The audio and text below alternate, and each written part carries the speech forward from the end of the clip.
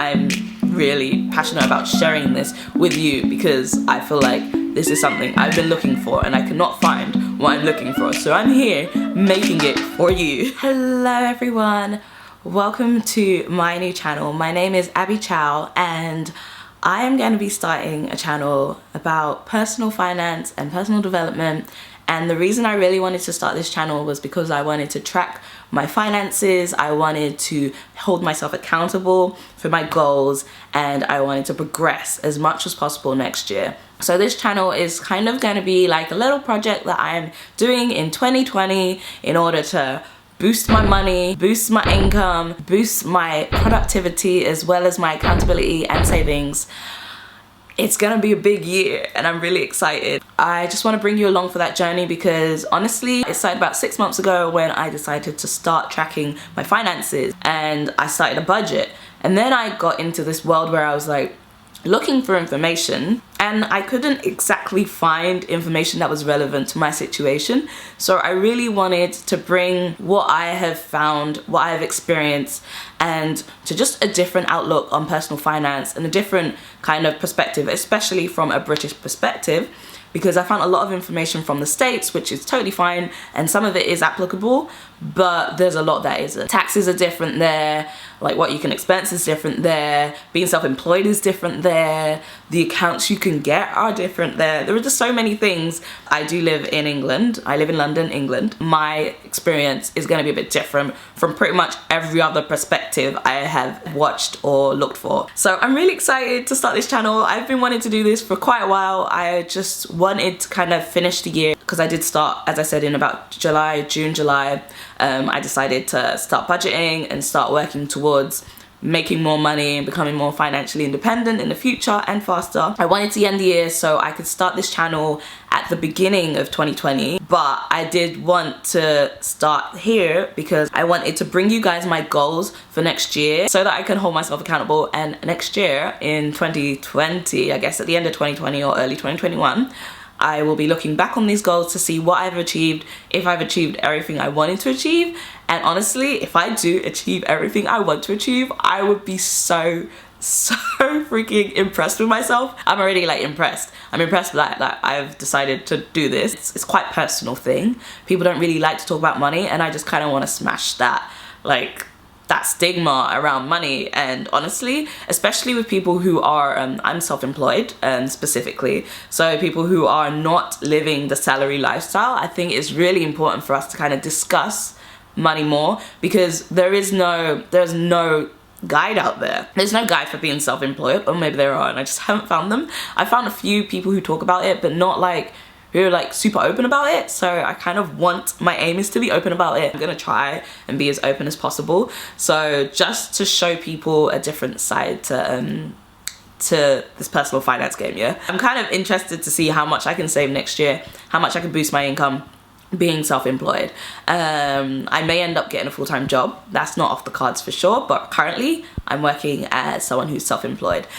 So let's just get into these 2020 goals so you guys can kind of hear what I have planned and what I would like from my life next year. So I'm putting it out there into the world and into the universe, hoping that maybe some little star grabs onto that and is like, do you know what, girl, I'm gonna grant your wishes true and you're gonna have everything you ask for. It's not impossible, it's been done before, so why can't I do it? So here are my 2020 goals. My first goal is to quadruple my income per month next year. This is the top of my list, right? I'm gonna tell you guys why. I don't know if this is too personal, but I'm gonna tell you why I want to quadruple my income. So I said to my husband, I'm recently married, I said to my husband, next year I'm gonna quadruple my income. And do you know what he said to me? He was like, if you quadruple your income, I will quit my job. He did, I mean, yeah, that's basically the gist of what he said. The idea is that if I quadruple my income, I can sustainably live, and both of us can sustainably live and do what we want to do with that money. So hey, if I quadruple my income by the end of next year, let's just say we're going to be living a very different life than we are now. And I won't really tell you what my income is currently because I'm not sure how that's going to work over next year, but I will tell you next year what my income was if I quadruple my income. That's like my biggest dream next year. I mean, I've got lots, but I have a crazy goal, guys. A crazy goal. I'm just gonna put it out into the world. Goal number 2 for personal finance is to earn £1,000+ a month on 1 month worth of YouTube videos. This is a huge goal. But do you know what? I'm just putting it out there because I'm not starting this channel for money. I'm starting this channel because of money. That's actually great. I am not starting this channel for money. I am starting this channel because of money. So if I'm trying to up my income, if I can make some income from my collective YouTube channels, then that would be actually amazing. Like if I can use that to help increase my income, it might never happen. No one may never see this, who knows. This might just go into the void of the YouTube algorithm and no one will ever see it again. Please give this a thumbs up if you do enjoy this video. I'd really like the support. And you know, it's hard starting a new channel. It's hard being a new YouTuber. I've done it, so I know exactly how hard it is, and I know how each little triumph just, like, it feels huge. And I'm really passionate about sharing this with you because I feel like this is something I've been looking for and I cannot find what I'm looking for. So I'm here making it for you. So my next goal is to save enough money for a down payment for a home. I wrote down £20,000. I don't know what that number even came from. I think I just made a random number and I put it in there. But yeah, to save enough for a down payment for a home, that is one of my other goals. Goal number 4 is to save for a big trip in 2021, fully settling down. I would really like to save up for a huge trip in 2021. It's been my life's dream, guys. Listen to this. My live stream is to go to Bora Bora. Abby, why is your live stream to go to Bora Bora? That's a good question. I don't know. I don't even know where it came from. Like, I don't even know how I found Bora Bora, but it was always my dream to have my honeymoon in Bora Bora. Our honeymoon was not in Bora Bora because Bora Bora is wildly expensive and I'm not bullying like that. And neither is my husband. We went to Vietnam and Cambodia instead. We had a beautiful honeymoon. It was amazing. I'm so happy we decided on those. So I don't regret that in the slightest, but I do want to have like a second honeymoon. So like if we save enough and we have enough that we could take that much time off of work and like just go and spend like 2 weeks, that seems too much, man, a week at least in Bora Bora, that would actually make my life. So this is kind of like my dream for 2021. It might not be Bora Bora at the time 2021 rolls around, but currently it's always been my dream to go to Bora Bora. So that's another goal on my list. Goal number 5, I was like, what number are we on? Goal number 5 is to save for a 6-month emergency fund. Since I started looking into personal finance, all I found is countless like people talking about these emergency funds. I'm like, what's an emergency fund? I don't need an emergency fund. That's not true. I definitely need an emergency fund because, as I said, I'm self-employed. My husband is also self-employed, mind you. I did not say that, but now I'm saying it. He's self-employed. So we, more than any couple, definitely need an emergency fund. As it goes currently, we have like money in our savings, but if something crazy major happened, I don't think that would cover anything. Like it would not cover any huge issues that might arise. However, we do live in the UK. We have free healthcare. So a lot of people who talk about an emergency fund are in the US. I know people here talk about it, but in a different kind of sense of having enough like for your non-negotiables, I like to call them, your non-negotiable expenses for 6 months in case anything happens. That sort of applies to us, but also doesn't apply to us because we're self-employed and we decide our own job fates. Currently.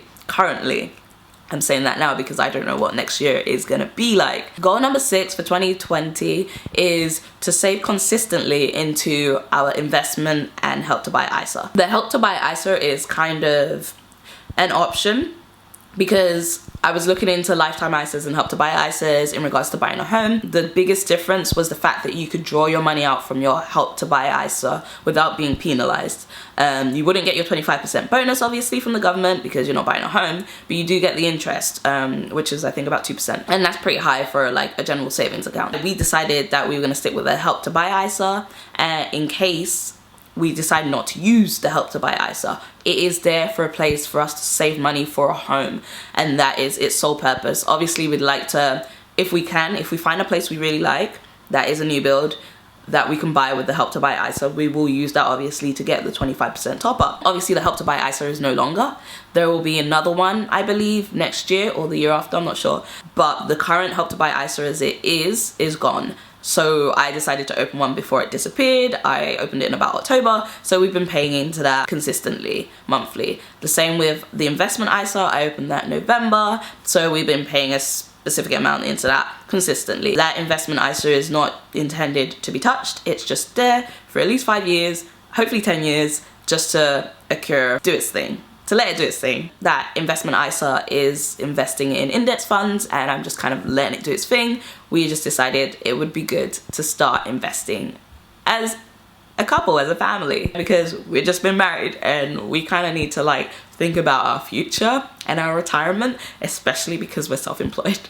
And my 7th and last goal in personal finance is very personal. So I'm not going to tell you what it is, but we need to save about £10,000.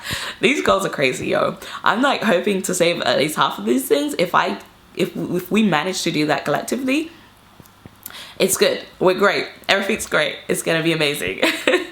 But the goal is to save 10,000 for a specific need that will probably arise in 2021. So we're saving for that. I'm saving for that specifically. He doesn't know we're saving for it yet. I'm joking. Speak to your spouse before you make any big financial decisions. So I do have a lot more personal goals, I guess, that I'm not sure if they live here. So I'm not I might go through a couple of them. Yeah, they're really personal. There are quite a few of them. So I don't think there is time to kind of discuss those goals. If you would like to hear more of my other goals, I'll tell you some of the categories actually. The categories are health, writing, personal, and travel. So if you're interested in hearing those personal goals outside of finance, let me know in the comments below and I'll be happy to make a video on that. This video is just getting a bit long, so I feel like I should stop here and then pick up another day on that if you guys are interested in that. Also, if you have any video ideas you'd like me to touch upon, feel free to comment below with those. Currently, I'm thinking of uploading once a week. Whether or not that changes will depend entirely on like how much time I have in the new year and what I will be doing for work. If I'm still doing what I'm doing now, then I will have lots of time to upload, or at least more time. If I end up going into full-time work for some reason or another, then it may be like once a week. But currently, it's gonna be once a week, and then we'll see how things go. Just so it's on a schedule and it's like worst case scenario.